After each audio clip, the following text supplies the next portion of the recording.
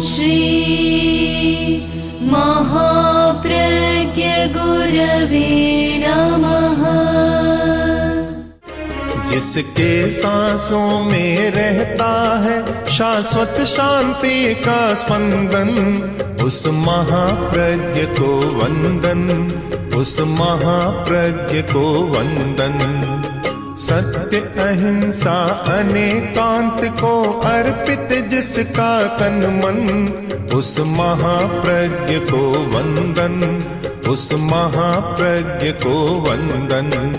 जिसके सांसों में रहता है शाश्वत शांति का स्पंदन, उस महाप्रज्ञ को वंदन, उस महाप्रज्ञ को वंदन।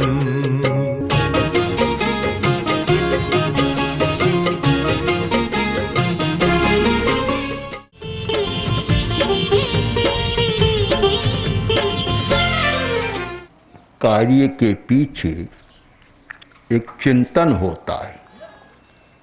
कोई भी काम आदमी करता है एक चिंतन के साथ करता है। कोई पूछ ले काम क्यों किया, बता देगा कि इसलिए किया। जब इसलिए किया इसका मतलब उसके पीछे चिंतन है। तो आकस्मिक तो कभी कभी होता है,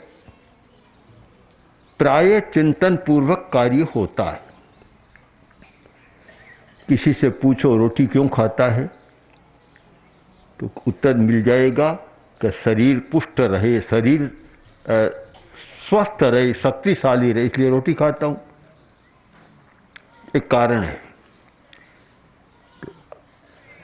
अब आगे और जाएं, हम समग्र जीवन के बारे में चिंतन करें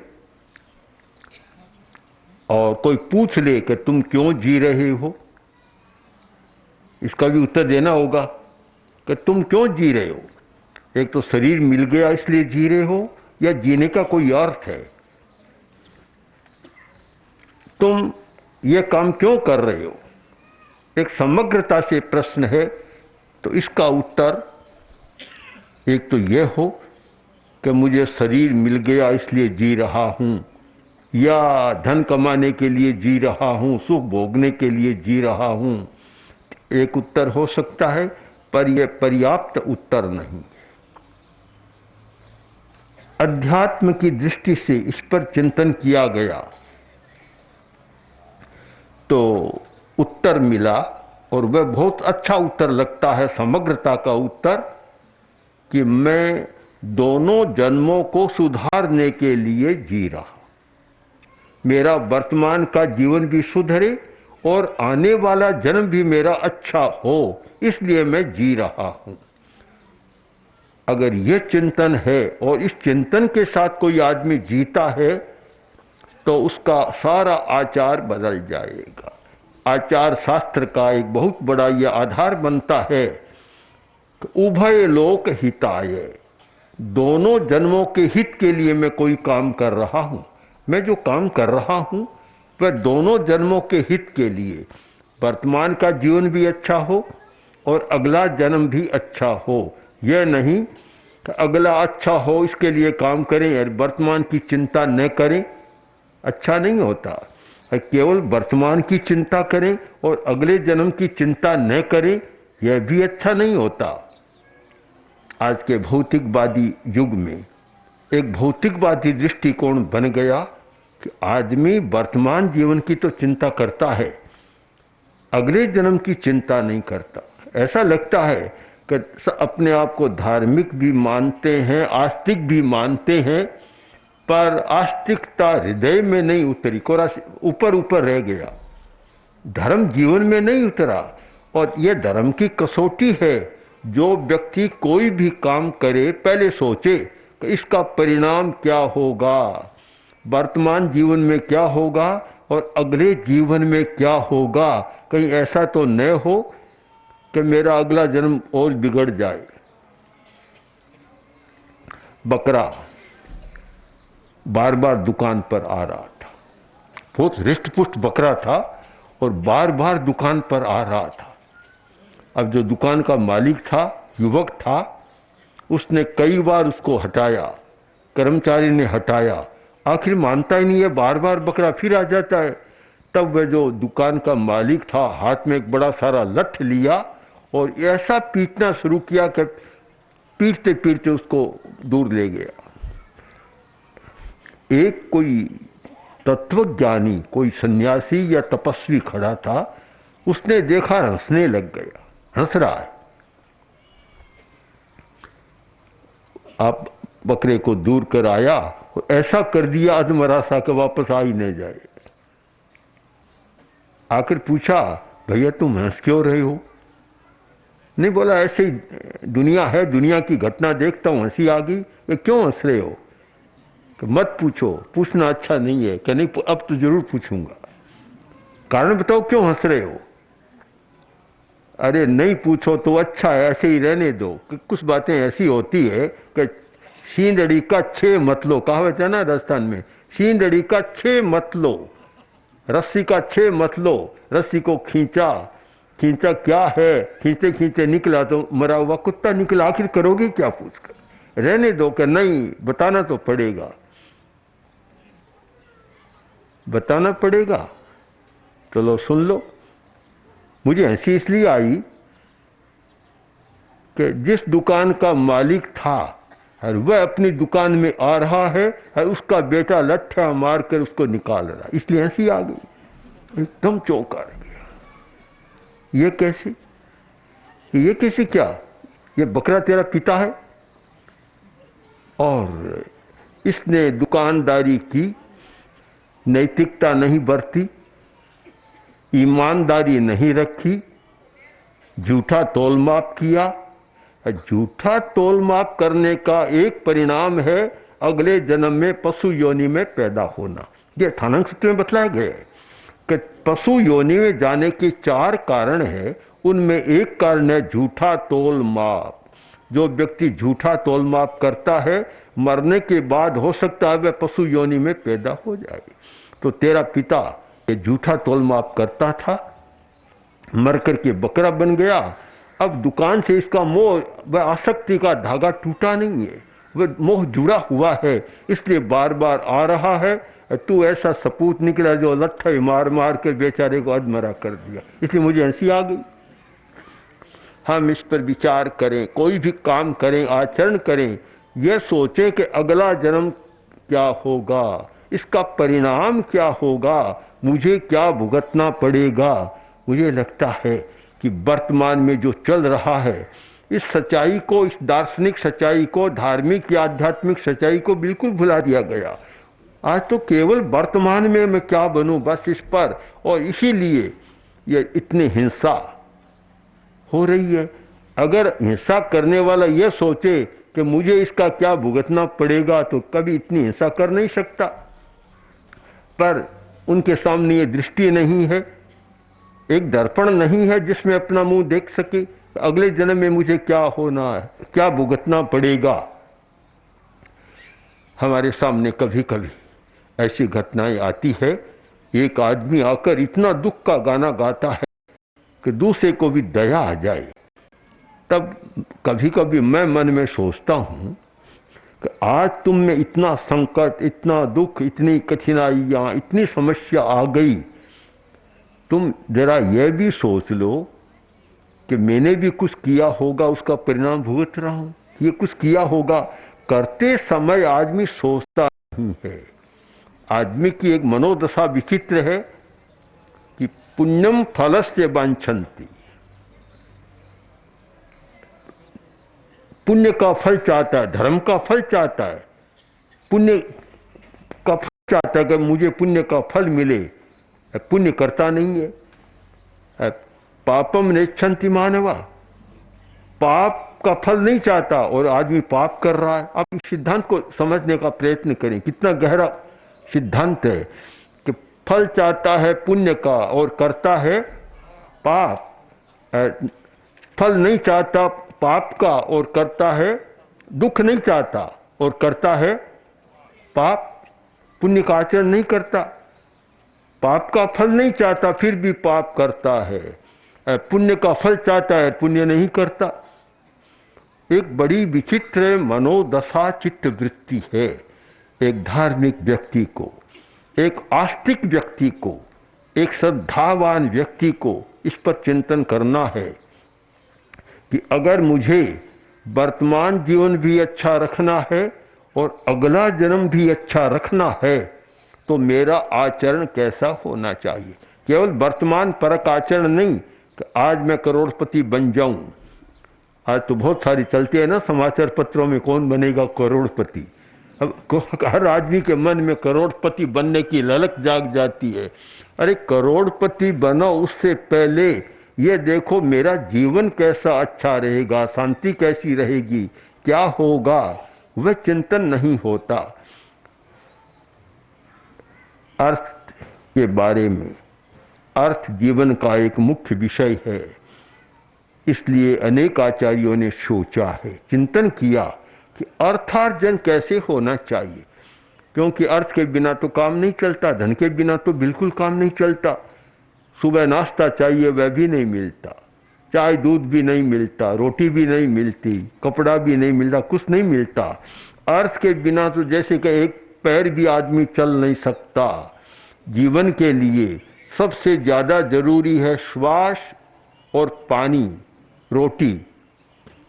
अब कठिनाई यह है कि आज तो पानी भी पैसे के बिना नहीं मिलता। पानी भी बिकने लग गया ना, पैसे के बिना पानी भी नहीं मिलता, पैसे के बिना रोटी भी नहीं मिलती। श्वास तो था कि पैसे के बिना मिल जाता था, आज तो श्वास भी पैसे के बिना नहीं मिल रहा। बहुत जगह तो बस पैसे से श्वास लेना पड़ता है। वह कहते हैं ना, एक महिला ने डॉक्टर से पूछा, छोटा बच्चा हॉस्पिटल में भर्ती था, तो महिला ने पूछा कि बच्चे की मुन्ने की हालत कैसी है। डॉक्टर ने कहा कि हालत तो खास्ता ही है, अब नकली श्वास दिया जा रहा है। उसने कहा नकली क्यों, असली दो, मेरे पास बहुत पैसा है, चाहे जितना पैसा दे दूंगी, असली दो। अब असली दे कहाँ से, पैसे से तो नकली मिलेगा, असली तो मिलेगा नहीं। श्वास भी मुश्किल हो गया, तभी कभी ऑक्सीजन कभी कुछ, पैसे से श्वास भी लेना पड़ता है। पैसे के बिना कुछ भी नहीं होता। तो फिर हमारे संतों ने पैसे को बहुत गालियां दी, मैं तो नहीं देता हूँ, तो पुराने संतों ने पैसे को बहुत गालियां दी है कि पैसा अनर्थ का मूल है, ऐसा है वैसा है। ठीक है, एक चिंतन है, एक दृष्टिकोण है वह भी, किंतु पैसे के बिना कुछ भी नहीं होता। हाँ, इस पर जरूर विचार करना चाहिए कि पैसे का अर्जन कैसे करें। ये बड़ा एक महत्वपूर्ण प्रश्न है। आचार्य हरिभद्र सूरी जो बहुत बड़े जैन आचार्य हुए हैं, राजस्थान के ही थे और चित्तौड़ उनका मुख्य था, चित्तौड़ के थे, चित्तौड़ उनका बड़ा केंद्र था। वो शायद इतने बड़े आचार्य हुए हैं जिन्होंने बहुत लिखा है। ब्राह्मण थे, जैन आचार्य बने और इतना लिखा है उन्होंने कि शायद जैन आचार्यों में एक इतना लिखने वाले कम हुए हैं। 1444 ग्रंथ उन्होंने लिखे। 100 पुस्तक लिखना भी मुश्किल है, 1444 और बड़े महत्वपूर्ण ग्रंथ लिखे।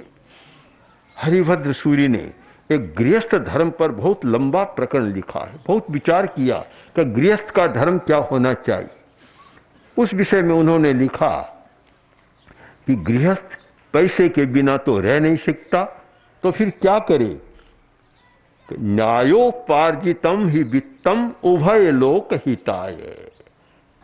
धन के बिना रह नहीं सकता, धन का अर्जन करना पड़ेगा, किंतु अन्याय से धन का अर्जन न करे। न्याय से जो धन का अर्जन किया जाता है वह उभय लोक हिताय, दोनों जन्म में हितकर होता है, वर्तमान जीवन के लिए भी हितकर और आगामी जन्म के लिए भी हितकर।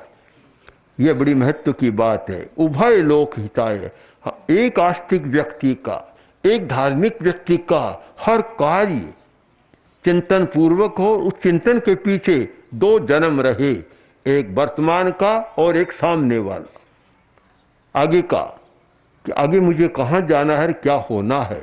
दोनों जन्मों का चिंतन युगपत साइमल्टेनियसली एक साथ चिंतन रहे, युगपत चिंतन दोनों जन्मों का, वर्तमान का भी सोचना और अगले जन्म का भी सोचना।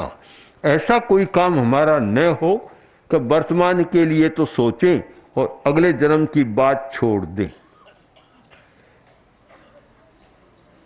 न्यायोपार्जित वित्तम, एक बहुत ही गहन चिंतन किया है कि अन्याय से धन कमा लिया जाए तो क्या आपत्ति है, और दूसरी बात कि न्याय से धन कमाने में बड़ी कठिनाई है।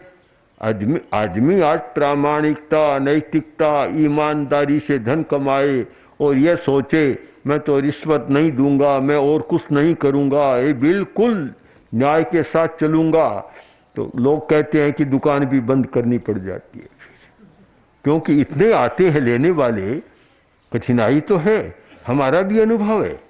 दिल्ली में जब अणुव्रत आंदोलन का कार्य बहुत तेजी से चल रहा था और व्यापारी वर्ग में कार्य चला कि कोई मिलावट नहीं करेंगे, सब्जी मंडी के एक पूरे बाजार में ये कहा कि हम शुद्धि के साथ काम करेंगे, अप्रामाणिकता नहीं बरतेंगे, बिल्कुल नैतिकता के साथ करेंगे। संकल्प ले लिया। अब एक दिन पूज्य गुरुदेव आचार्य तुलसी के सामने एक कार्यक्रम रखा गया, व्यापारी वर्ग का, सब्जी मंडी के व्यापारियों का कार्यक्रम था। और उस समय जो केंद्र मंत्री थी, खाद्य मंत्री, वह भी आई हुई थी महिला, और भी मंत्री लोग आए हुए थे, अधिकारी आए हुए थे। काफ़ी चर्चा चली। चर्चा के दौरान व्यापारी वर्ग ने जो समस्याएं रखी वह चौंकाने वाली थी। उन्होंने कहा हमने संकल्प तो ले लिया, अब हमारे जो इंस्पेक्टर आते हैं अगर उनकी पूजा पाठ हो जाता है तब तो सब नमूना ठीक है, और हम रिश्वत देते नहीं। हमारा विश्वास है कि हम तो अशुद्धि बरतते नहीं, मिलावट करते नहीं, बेईमानी करते नहीं, हम क्यों दे? तो उनको पूजा नहीं करते हैं, उनको भेंट नहीं चढ़ाते हैं, तो जो भेंट चढ़ाने वालों के तो गलत नमूने भी पास हो जाते हैं और हमारा शुद्ध माल भी फेल हो जाता है। अब क्या करें, बड़ी समस्या है। बोला सूंठ है, और सूंठ में भी कितना जो मानदंड है, इतना परसेंटेज होना चाहिए। अब उनका हम करें क्या? जिस क्षेत्र में पैदा होती है सब में समान नहीं होता। अब नागौर का एक जो होता है अश्वगंधा, उसमें जो क्वालिटी है, जो गुण है, वह दूसरी जगह अश्वगंधा में नहीं होती। तो ये तो क्षेत्र भेद रहता, हम क्या करें इसका? हमारे पास रहता है, हम तो कोई सूंठ में तो मिलावट कर नहीं सकते, क्या करेंगे हम? पर फिर भी नहीं होता क्योंकि पूजा पाठ नहीं। बड़ी समस्या है। आदमी न्याय से कमाए कैसे? जब समाज का पूरा वातावरण न्याय निष्ठा का हो तो न्याय से पैसा कमाया जा सकता है, पर चारों तरफ भ्रष्टाचार का माहौल हो, वातावरण हो, और न्याय की कोई बात सुनने वाला न हो तो फिर कैसे कमाए? आचार्य ने कह दिया कि न्याय से कमाया हुआ धन दोनों जन्मों के लिए हितकर होता है। बात तो बहुत सुंदर कह दी, पर स्वयं प्रश्न पैदा कर दिया स्वयं ही कि न्याय से पैसा आता नहीं है तब कैसे करें? बड़ी समस्या है। इसका समाधान भी किया गया कि यह विश्वास बिल्कुल झूठा विश्वास है कि न्याय से पैसा नहीं आता। प्रारंभ में कठिनाई हो सकती है, एक बार कठिनाई का अनुभव हो सकता है, पर यदि तुम्हारी निष्ठा है कि मैं न्याय से ही काम करूंगा, अनीति से काम नहीं करूंगा, गलत आचरण नहीं करूंगा, तो पैसा स्वयं आने लग जाएगा। थोड़ा समय लगेगा। इसका कारण एक कर्मशास्त्रीय कारण दे दिया कि अगर तुम्हारी न्याय में निष्ठा है तो तुम्हारे जो विघ्न बाधा का कर्म है, अंतराय कर्म, वह थोड़े दिनों में दूर हो जाएगा और पैसा आने लग जाएगा। दूसरी बात कि तुम्हारा विश्वास जम जाएगा। कुछ दिन तो लगेगा। जब विश्वास जम जाएगा कि यहाँ शुद्ध माल मिलता है, फिर तो भीड़ लग जाएगी। ये बात जो बतलाई, हमें इसका अनुभव भी है। असम में एक व्यक्ति ने अणुव्रत के आधार पर दुकान का काम शुरू किया और पक्का कि एक भाव, कोई भाव का परिवर्तन नहीं, कोई बच्चा आ जाओ, बूढ़ा आ जाओ, स्त्री आओ, भाव एक और मूल्य निर्धारित और शुद्ध वस्तु, कोई भी मिलावट नहीं। अब कुछ दिन तो कठिनाई पड़ी। कठिनाई इसलिए कि शुद्ध बेचता है, उसका भाव थोड़ा ज़्यादा हो जाता है, मिलावटी होता है उसका भाव कम कर देते। तो भला अब ग्राहक जाएगा, वह तो यह नहीं देखता कि शुद्ध अशुद्ध है, वह तो देखेगा कि कम दाम कहाँ लगता है। कठिनाई हुई, पर जब धीरे धीरे यह विश्वास जम गया, कभी जिसको शुद्ध खाना पीना लेना हो, शुद्ध वस्तु लेना हो, वह इस दुकान में मिलेगी। उस भाई ने बताया कि मुझे 2-4 महीना तो कठिनाई का सामना करना पड़ा और बाद में तो यह स्थिति हो गई कि मैं पूरा भी नहीं कर पाता था। एक दिन में इतनी लंबी क्यू लग जाती कि सबको दे नहीं पाता, तो ग्राहक चले जाते, दूसरे दिन आते पर दूसरी दुकान से नहीं लेते। जिसको शुद्ध लेना है, स्वास्थ्य का ध्यान है कि मुझे स्वास्थ्य को ठीक रखना है और शुद्ध वस्तु लेना है, मिलावटी वस्तु नहीं लेना है, वह तो करेगा, तो विश्वास पैदा हो जाएगा। 2 कारण, एक तो धीरे धीरे विश्वास पैदा होगा। विश्वास एक दिन में पैदा नहीं होता। पानी की बर्फ जमाते हैं ना, कितना समय लगता है क्या? कुछ या 1 मिनट में हो जाती है? कुछ समय लगता होगा, थोड़ा समय तो लगता ही है। धैर्य रखना होता है, धैर्य। टालस्टाय जो रशिया के महान चिंतक हुए हैं, बहुत बड़े चिंतक और संत पुरुष थे, उनसे पूछा कि सफलता का राज क्या है? टालस्टाय ने उत्तर दिया, धैर्य। धैर्य, धैर्य रखो, धीरज रखो, ये सफलता का सूत्र है। युवक बोला, धैर्य कब तक रखें? हमने बहुत धैर्य रख लिया, कब तक रखें? क्या धैर्य रखने से चलने में पानी टिक जाएगा? चलने में तो छेद होते हैं, सब नीचे गिर जाता है, क्या चलने में पानी टिक जाएगा? टालस्टाय ने कहा, धैर्य रखो, पानी बर्फ बन जाएगा, चलने में भी टिक जाएगा। जब तक पानी बर्फ न बने तब तक धैर्य रखो। पानी भी टिक सकता है, पानी बर्फ बन सकता है, पर थोड़ा समय लगेगा। धैर्य रखो, आकस्मिकता मत करो, तत्काल मत करो। ये तात्कालिकता में तो एक्सीडेंट होता है, दुर्घटनाएं होती है। धैर्य रखो। ये आजकल देखते हैं सड़क पर भी अच्छे अच्छे वाक्य लिखे रहते हैं कि तुम्हें जीवन पसंद है कि जल्दबाजी पसंद है? क्या पसंद है? क्या पसंद है? यदि जीवन को चाहते हो तो थोड़े धीरे धीरे चलो, धैर्य रखो, प्रतीक्षा करो। और अगर वह पसंद नहीं है तो फिर तुम चाहे जैसी गाड़ी को चलाओ, चाहे जैसी चलो। आखिर हर जगह धैर्य रखना होता है। एक यह सूत्र इतना है कि वर्तमान की सारी व्यापार नीति, अर्थ नीति, व्यवसाय की जो सारी परंपरा है, उस पर विचार करना जरूरी है। और एक सूत्र सबके सामने रहे। अगर हर दुकान के सामने और रहता ना कि यहाँ शुद्ध घी मिलता है, शुद्ध देसी मिठाइयाँ मिलती है, ये मिलता है, वैसे यह भी रहे कि मैं जो कमाऊंगा वह दोनों लोगों को सामने रखकर कमाऊंगा। यानी वर्तमान लोग और भावी लोग, वर्तमान जीवन और भावी जीवन दोनों को सामने रखकर मैं कमाई करूंगा। अगर यह एक धारणा बन जाए तो अनेक समस्याओं का समाधान है। इस विषय पर हमें खूब गहराई के साथ चिंतन और मनन करना चाहिए। ओम श्री महाप्रज्ञ गुरवे नमः। ओम श्री महाप्रज्ञ गुरवे नमः। ओम श्री महाप्रज्ञ गुरवे नमः। ओम श्री महाप्रज्ञ गुरवे